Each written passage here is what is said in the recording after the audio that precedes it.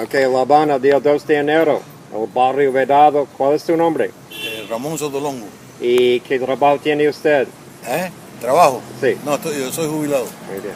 Entonces, señor, ¿qué opina usted del acercamiento entre Cuba y Estados Unidos? Bueno, yo creo que es un paso muy positivo de los dos gobiernos. Yo creo que es importante. Es importante. Los cubanos todos estamos contentos con eso. Creo que los americanos, la gran mayoría también. De todas formas, es un paso hacia la paz. Es lo más importante que puede tener la humanidad, la paz. Creo que sí, que es bueno.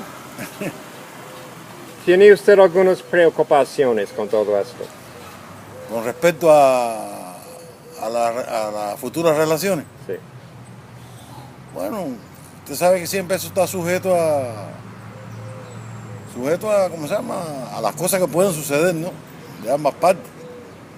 Pero bueno, yo pienso que nuestros dirigentes, los dirigentes de los dos países, sean capaces y tengan la inteligencia de llevar las cosas con